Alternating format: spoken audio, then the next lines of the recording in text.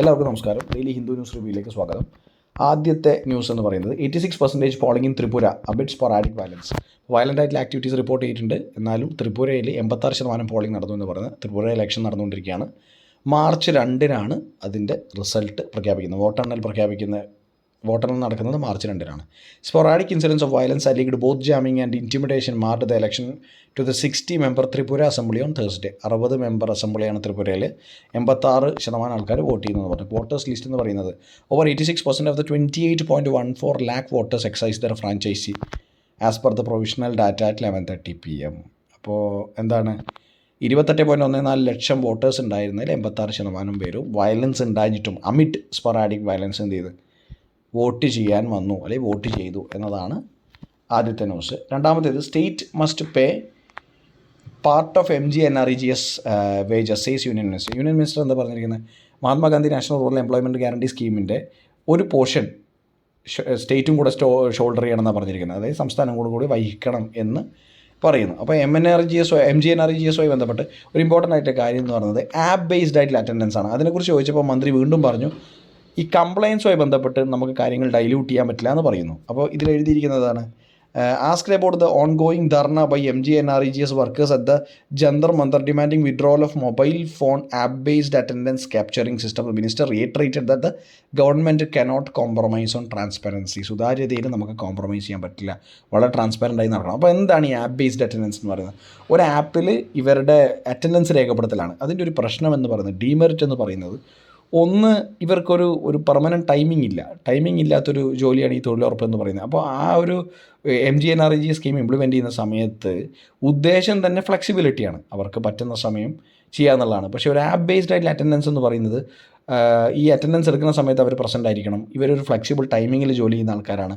മാത്രമല്ല ഈ rural ഏരിയാസിലെ connectivity, app issues, അങ്ങനെ ഒരുപാട് കണക്ടിവിറ്റി ഇഷ്യൂസ് ഉണ്ട്. ഇതൊക്കെ മറികടന്നിട്ട് വേണം ഈ പറയുന്ന ആപ്പിൽ അറ്റൻഡൻസ് രജിസ്റ്റർ ചെയ്യാൻ വേണ്ടി. ഇത് എന്തിനെയാണ് അണ്ടർമൈൻ ചെയ്യുന്നത്? ആ സ്കീമിൻ്റെ എസെൻസിനെയാണ്. കാരണം ആ സ്കീം ഉദ്ദേശിക്കുന്നത് ഈ പറഞ്ഞ ഗ്രാമീണ മേഖലയിൽ അല്ലെങ്കിൽ ഇങ്ങനെയുള്ള എന്താ പറയുക അൺസ്കിൽഡ് ആയിട്ടുള്ള ലേബറേഴ്സിന് തൊഴിൽ കൊടുക്കുന്നതാണെങ്കിൽ അവർക്ക് എങ്ങനെയാണ് ഇത്രയധികം ടെക്നോളജി സൊഫിസ്റ്റിക്കേഷൻ സാധ്യമാവുക എന്നുള്ളത് ഒരു ഇമ്പോർട്ടൻ്റ് ആയിട്ടുള്ള ചോദ്യമാണ്. കാരണം എഫക്റ്റീവായിട്ട് ഇംപ്ലിമെൻറ്റ് ചെയ്യാൻ വേണ്ടി മറ്റ് പല കേസുകളും ഉണ്ടായാലും നമുക്കൊരു ഒരു പേപ്പർ റെക്കോർഡ് പോലും ഇല്ലാതെ ഡിജിറ്റലൈസ് ചെയ്യാൻ പറ്റുന്ന ഒരു മേഖലയാണോ അല്ലെങ്കിൽ ഒരു സ്കീമാണോ ഇത് എന്നുള്ളത് പരിശോധിക്കേണ്ടതാണ്. ആപ്പ് ബേസ്ഡ് അറ്റൻഡൻസിന് വൈഡ് സ്പ്രെഡ് ആയിട്ടുള്ള പ്രൊട്ടസ്റ്റ് ഉണ്ട്. കാരണം അത് ഈ പറഞ്ഞ സ്കീം ഇംപ്ലിമെൻറ്റേഷനെ തന്നെ ബാധിക്കുന്ന ഒന്നാണ്. കാരണം ഈ സ്കീമിൻ്റെ ഇമ്പോർട്ടൻസ് എന്ന് പറയുന്നത് ഒരുപാട് വീക്കർ സെക്ഷനിന് ശരിക്കും പറഞ്ഞാൽ ഫുഡ് സെക്യൂരിറ്റിയും ലിവബിലിറ്റിയൊക്കെ കൊടുക്കുന്നൊരു സ്കീമാണ്. അതുകൊണ്ട് തന്നെ ആപ്പ് ബേസ്ഡ് അറ്റൻഡൻസ് ട്രാൻസ്പെറൻസിക്ക് വേണ്ടിയിട്ടാണെങ്കിലും അതുപോലെ തന്നെ കംപ്ലയൻസിനൊക്കെ വേണ്ടിയിട്ടാണെങ്കിലും ഇത് നടപ്പിലാക്കുന്ന സമയത്ത് ഒരുപാട് പേർക്ക്, സാധാരണക്കാർക്ക് ബുദ്ധിമുട്ടുണ്ടാകുന്നുണ്ടെന്നുള്ളതിൽ സംശയമില്ല.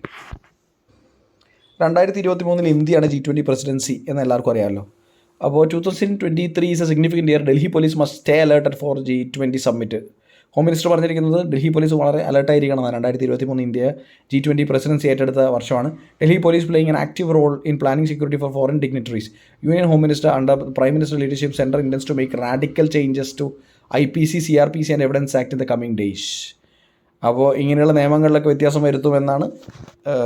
ഇങ്ങനെയുള്ള കോഡുകളിലും നിയമങ്ങളിലും വ്യത്യാസങ്ങൾ ഉണ്ടാവും, റാഡിക്കലായിട്ട് ചേഞ്ചസ് ഉണ്ടാവുമെന്ന് ഹോം മിനിസ്റ്റർ പറയുന്നു. 2023 വളരെ സിഗ്നിഫിക്കൻ്റ് ആയിട്ടുള്ള ഇയറാണ്. പ്രത്യേകിച്ച് ഫോറിൻ ഡിഗ്നിറ്ററീസ് പല പരിപാടികൾക്കും വരുന്നതുകൊണ്ട് തന്നെ G20 സംബന്ധിച്ച് വരുന്നതുകൊണ്ട് ഹയർ അലേർട്ട് വിജിലൻസ് വേണമെന്ന് പറയുന്നു. അപ്പോൾ ഇതിലത്തെ ഇമ്പോർട്ടൻ്റ് ആയിട്ടുള്ള കാര്യം എന്ന് പറഞ്ഞാൽ എന്താ, 2023 പ്രസിഡൻസി G20 ഇന്ത്യക്കാണ്.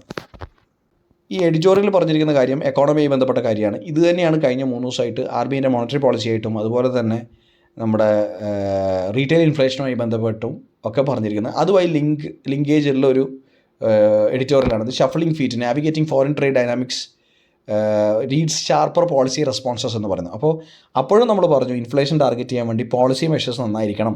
അത് എന്താ പറയുക, ബാക്കിയുള്ള അന്തരീക്ഷത്തെ ശരിയാക്കിക്കൊണ്ട്, സറൗണ്ടിങ്സിനെ ശരിയാക്കിക്കൊണ്ട് പോളിസിയിൽ വ്യത്യാസം വരുത്തി ഒരു ബൂസ്റ്റ് എക്കോണമിക്ക് ഉണ്ടാവണം. കാരണം ഓൾറെഡി സ്ട്രഗ്ലിംഗ് ആയിട്ടുള്ളൊരു റിക്കവറി നടന്നുകൊണ്ടിരിക്കുകയാണ്. അതുകൊണ്ട് ഗവൺമെൻറ്റിൻ്റെ ഭാഗത്തുനിന്നും അതുപോലെ തന്നെ RBIൻ്റെ ഭാഗത്തുനിന്നും ഉള്ള റെസ്പോൺസസ് ആവശ്യമാണെന്ന് പറഞ്ഞു. സെയിം കേസ് ഇവിടെ എക്സ്പോർട്ടിലും പറഞ്ഞിരിക്കുകയാണ്.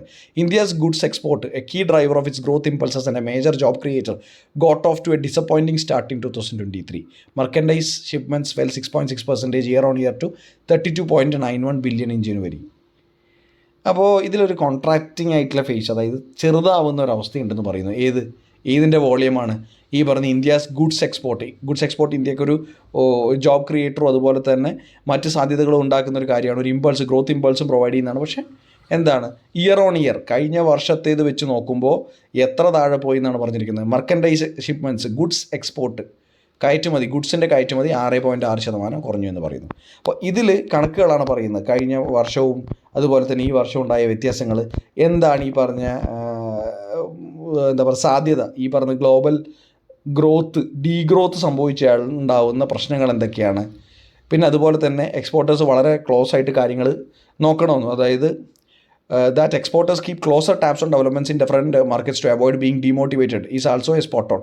Amid the overall headwinds, trends are diverging in key markets. US retail sales rebound to grow faster than expected in January, while Japan's trade deficit hit a record. More UK-based trading business now expect an uptick in turnover this March compared to those that expect a fall, as per the survey of its statistics office.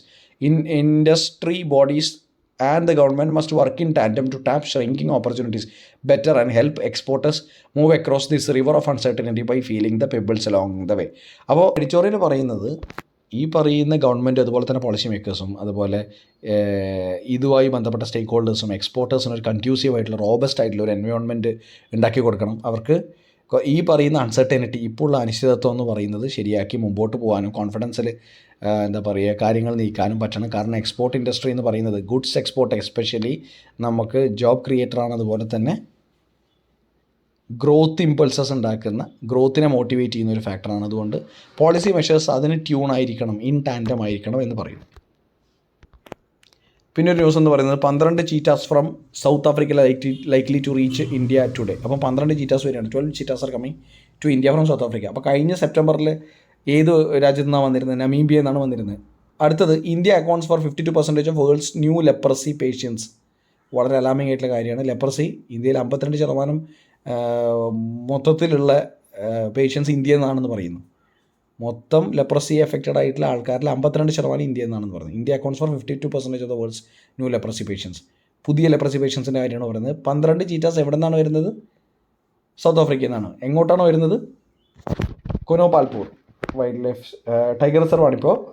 എവിടെയാണ്? Madhya Pradesh. India looks comfortably poised to retain the border Gavaskar trophy. ഇപ്പോൾ India Australia test matches നടന്നുകൊണ്ടിരിക്കുകയാണ്. Border Gavaskar trophy, അതുമായി ബന്ധപ്പെട്ട് ഒരു optimistic ആയിട്ടുള്ള view ആണ്. India looks comfortably poised to retain the border Gavaskar trophy എന്ന് പറഞ്ഞ്. അപ്പോൾ ഇത്രയാണ് ഇന്നത്തെ ഹിന്ദു ന്യൂസ് ഉള്ളത്. Thank you so much for listening. Bye, take care.